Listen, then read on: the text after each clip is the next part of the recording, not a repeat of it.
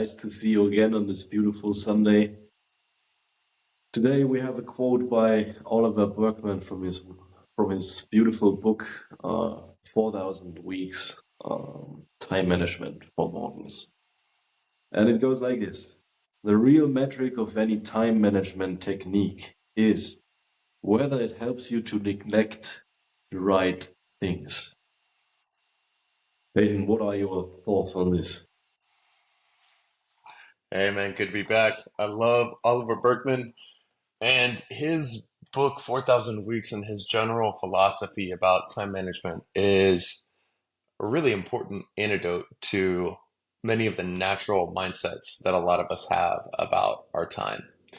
And I would say the point he makes most emphatically and most clearly that is the most commonly missed by me for sure and many others is there's an inherent limitation to being a human with an 80-year life or whatever it is 60 to 100-year life, and only 24 hours a day, a third of which we spend sleeping, and much more we spend just on maintenance of staying alive, feeding ourselves, exercising, etc.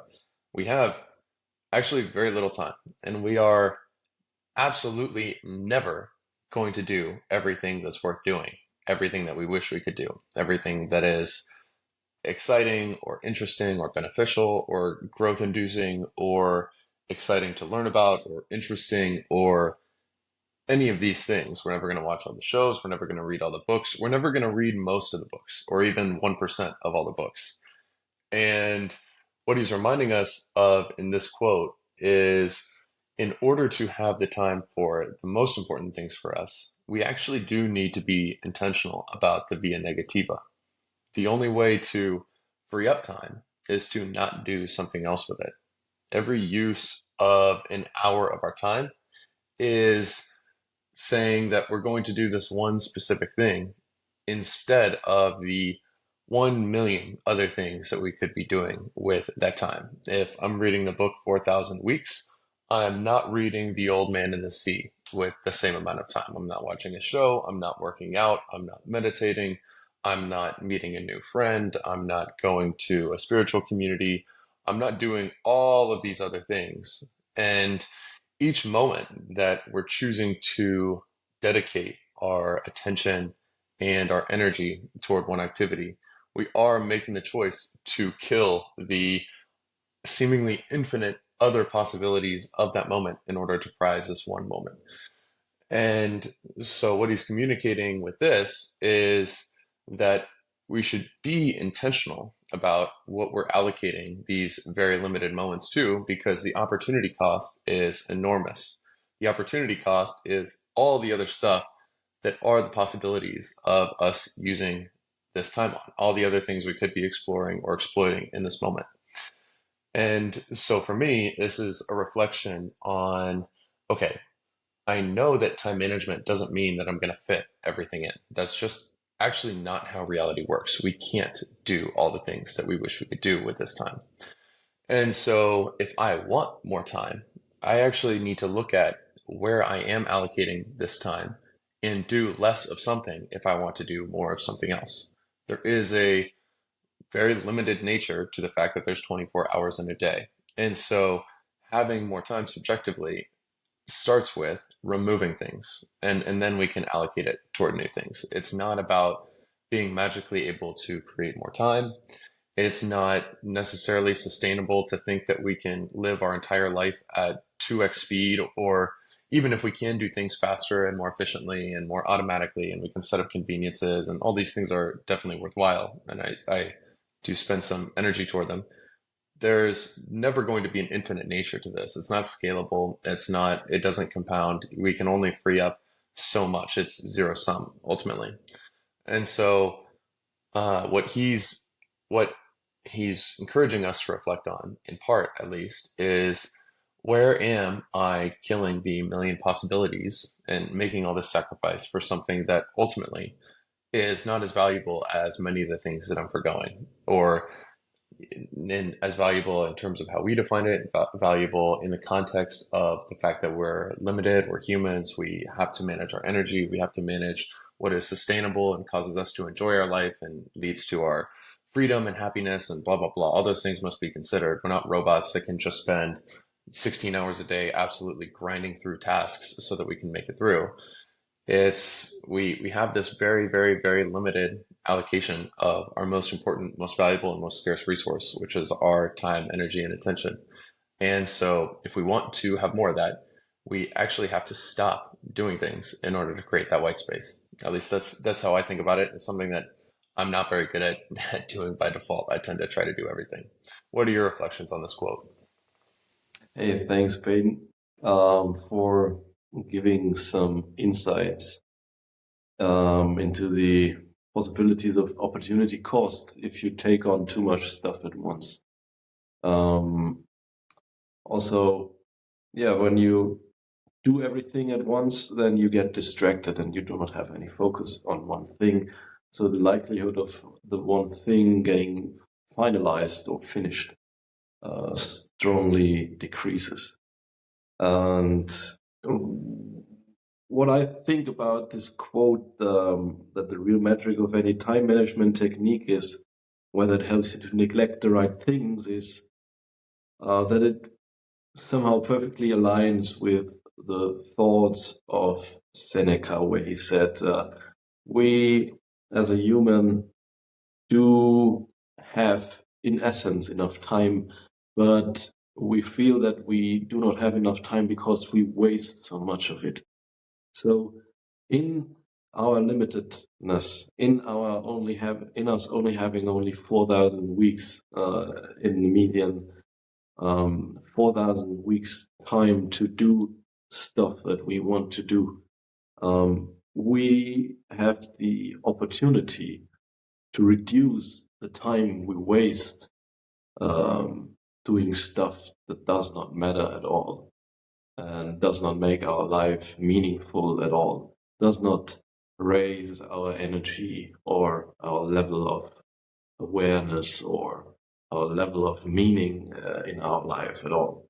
And therefore, what I absolutely hate is seeing people wasting their valuable resources, energy, or time doing stuff that, with a slight tweak in behavior, wouldn't be wasted at all. So if we just would adapt slightly our behavior in some ways, then we would not waste this valuable resource which we have, which is our time or energy or even awareness.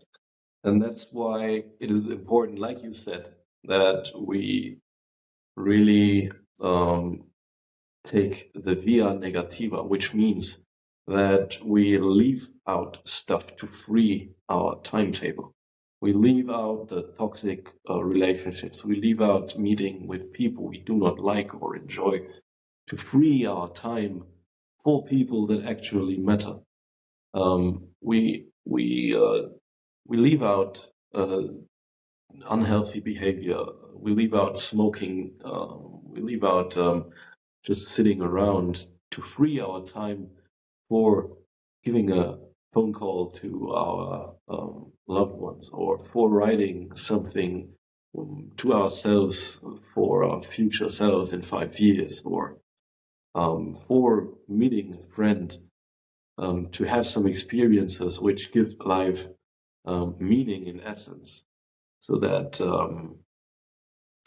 the main idea, leaving out stuff that does not count, to free your space, your table, for things that count, cutting down the bullshit, which only leads you further away from the truth, cutting down on the negative thinking, because I do not know that positive thinking not necessarily works always. Sometimes it does not. Sometimes it does. But negative thinking for sure will work. And this asymmetry has to be viewed in a light where the possibility emerges to cut away the stuff which drains your energy, which drains your time, which drains your valuable resources, so that you can be free of this parasite which is draining your energy, like negative thinking or researching bullshit. Like also regarding the via negativa, knowledge grows most effectively uh, in a negative way. Like when you know for sure that a thing that you once believed is true is not true, when you realize that, the likelihood decreases dramatically that it will reemerge as true. Whereas if you learn something new, it may be true, it may be wrong, you do not know. But once you know something is really bullshit for sure, then the likelihood is really low that it it will reemerge as truth. Like, um, what is the time of day right now? Is it daylight or nighttime? So Daylight, yeah, over here. nice. At my side, it's nighttime. So do we have a flat Earth or not? No. If you waste your valuable time and energy researching bullshit, it takes an order of magnitude more energy to find the evidence against bullshit than it took even to state the bullshit. So cutting down on the negative thinking frees up an order of magnitude more energy for yourself to grow in the direction you want to grow, to give meaning to your life in a way you want to give meaning, to connect to people in a way that is more meaningful than stating bullshit ideologies and stuff like that. And that is the power of the via negativa, the way of letting things go that are parasitic to your mind, to your energy, and to your spirit. Wonderful way to put it. And I love how you remind how it's not just a matter of our external life, it's also a matter of our internal life. Because on one hand, with me, success in terms of the via negativa, or what I would consider, is a while back, maybe a couple years ago, my time became very scarce and I entered a period of time famine. And I didn't have enough time to work out as much as I wanted. I didn't have enough time to manage my energy as much as I wanted. I wasn't getting as much sleep as I wanted. And I found that even though I was using my phone and TV a relatively normal amount of time, perhaps in total I was, let's say, an hour on social media per day. If I look at the phone screen time and an hour of time per day watching a TV show, by cutting that out, actually, that is sort of an 80-20 to freeing up a reasonable chunk of daily time. Like 2 hours is a lot of time, even though social media is kind of spread throughout the day, and so it's fairly invisible. That is an allocation of actual time, actual energy, actual dopamine system stuff, and attention. And by freeing that up, I was able to allocate much more time toward managing my habits and toward yielding better energy, et cetera, et cetera. And so that's one area that I would say I've seen amazing results from this sort of a mindset. And then the other area where I haven't, because it's fairly easy to hold myself accountable toward watching TV. Like if I sit down and turn on a TV show, there is no denying that I have just allocated 30 minutes or an hour toward doing that. And even with me, if I'm pulling up my phone and opening up an app, there is no denying what I'm doing. Like I can see absolutely what is going on. And if I've made an intention to not do it, it's fairly easy for me to stick to my intentions or put certain guardrails around it, like deleting all social media apps from my phone, where I will stick to that external intention, this action, this physical thing, where my body is at a certain place, my eyes are oriented at a certain thing, my hands have taken certain actions which have caused this thing to turn on or appear in front of me. But to your point, what's much, much harder for me, and even this week, something that I've very much been astray on is my attention. So I can be doing all these same things. I can be going and working out. I can be going on a walk. I can be spending some time with somebody, a relationship that I value and trying to learn something. I can be doing a task that I have determined is worthwhile, that I actually do want to do, and that I believe that I'm right for wanting to do, and that is a good allocation of this limited resource. But my attention my mindset, my energy is not present. I'm totally caught up in a narrative within my own mind. I'm completely distracted from what is before me. And it could seem very no cost or invisible at the time if I'm brushing my teeth and I'm just ruminating about this conversation I need to have to confront somebody the next day at work, or this concern that I have over this future risk, or this strategizing and planning that I have over this opportunity that all of a sudden can become kind of a super imposition over all of my experience, just this constant stream of thought and language and future and past and planning and thinking and plotting and anticipating. It can absolutely cover all this up.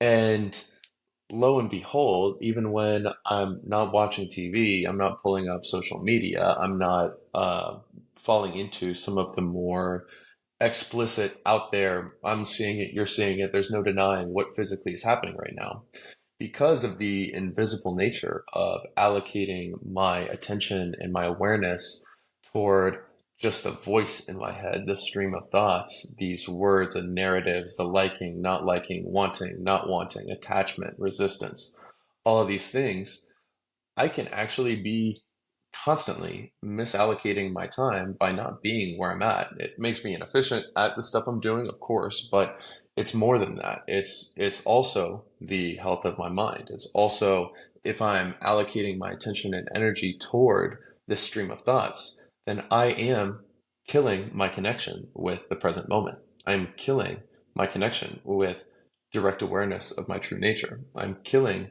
my connection with divinity, with my soul, with my consciousness.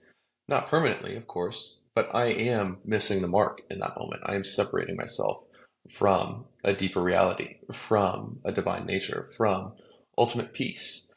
And this is the via negativa that is, for me personally, by far the most challenging because I can set an intention, and if something's explicit in the real world, if I'm seeing it, if there's no denying it, if it's right there in front of me, if it's visible from the outside, I have no problem with discipline in that case. I can make myself do pretty much whatever and stick to it most almost all the time.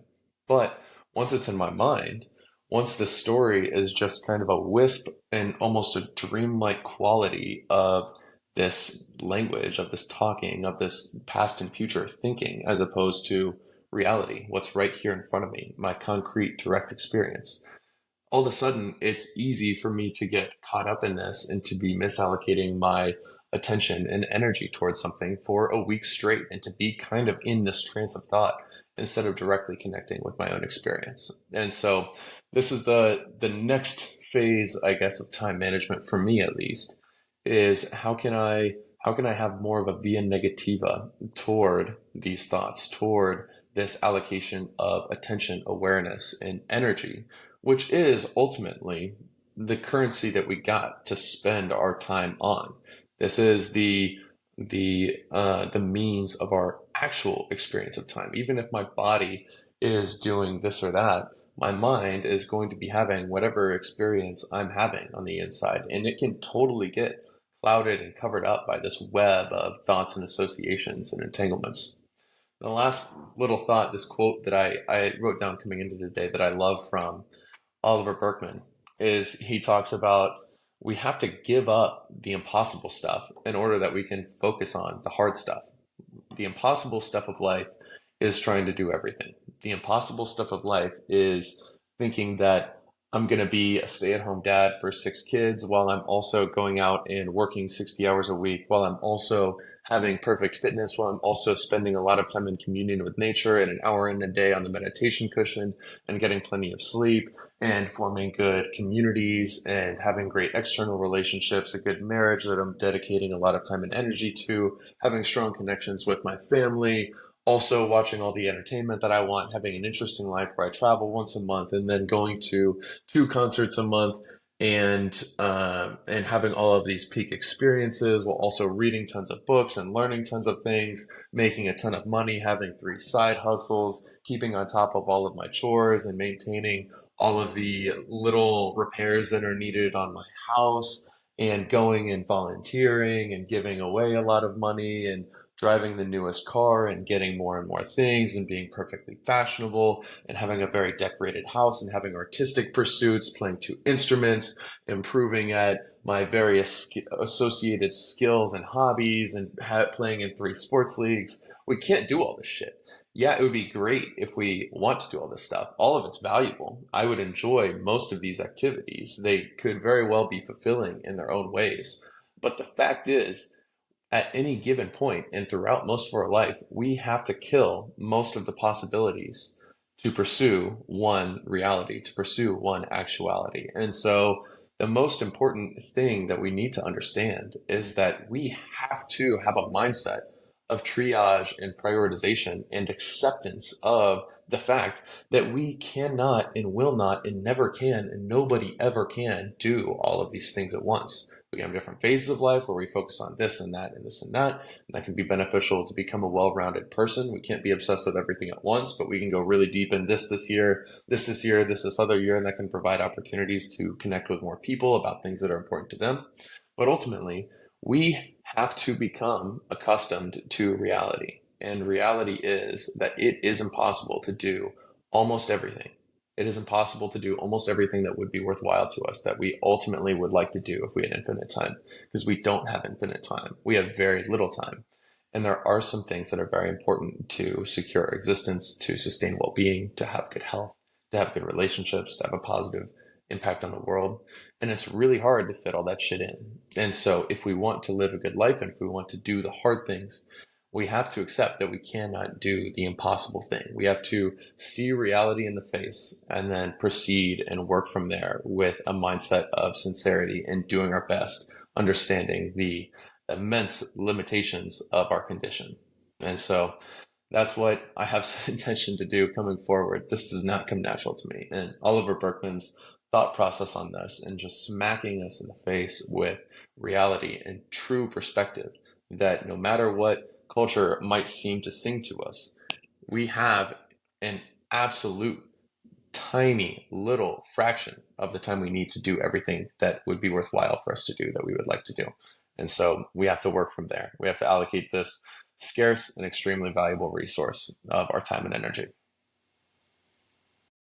Such beautiful and comforting thoughts. The same energy flows to me when I think about we cannot do everything because we are mere mortals, but we can do anything we set our mind to do. So we have to choose. We have to decide. That's why the word decision has the Latin root of cut off. We have to cut off things that don't matter as much as the paths we want to go. If we grow in every direction like a beautiful flowering bush or tree, we want to prune ourselves so that we can bear the fruits we want to bear in the direction we want to grow. And therefore, keeping in mind that we cannot do everything, that we have to decide sometimes. Oh, I want to play guitar and I want to play piano, but to be proficient, I have to take time out and train in both. Okay, I can do that, but then I would have to cut off the other things. So I have to decide, what do I want? What do I really want? And therefore, it's really important to discover your nature at your core. Discover which character traits are within you, which are given to you as a gift by nature. Some things you can do really well. Other things you may be not so strong like other people are. The secret here is to not waste any of your valuable time trying to fix the things you are worst at, so that you come to act them out in a mere mediocre way, but to really double down on your strength and really put them to use, and put your strength to use and make them productive, and share the energy you can generate through your unique way of being you. Just do more you, and set an intention to cut away the stuff that does not count much, so you have more free space and time, headspace and lifetime, so that you can pursue the things you really want.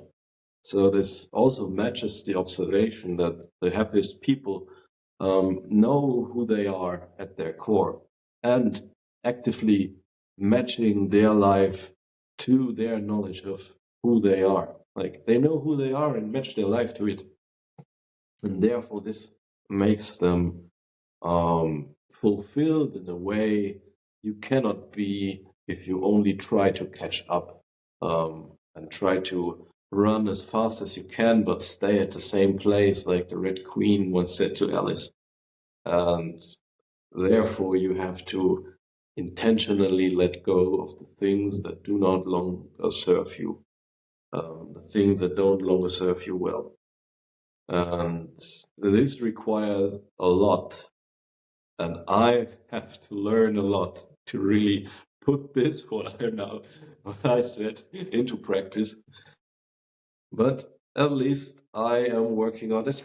And I try from time to time. Sometimes it comes back. Sometimes I'm successful in cutting away the bullshit, cutting away the negative, so that I can be free of the things that is holding me back.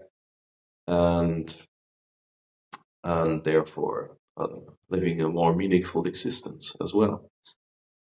And recognizing our limitations as mere models and reminding ourselves that we will die eventually, and this is for sure. And therefore, we also have the freedom and the comfort of knowing it is okay if we decide to settle, if we decide to pursue anything we want, but define the thing we want and pursue this in a way that we do not distract ourselves all the time and pursuing the most shiny object next time we see it, but pursue the thing we know at our core that fits to our being, fits to the way of life we want to live. Imagining our way of life that we want to live and working backwards, working from there, and then let's see what happens. Then go step by step. No doubt. Yeah, we're all working with the same raw material. I appreciate your thoughts on this. I appreciate the reflection. This is something that is we're all work in progress on.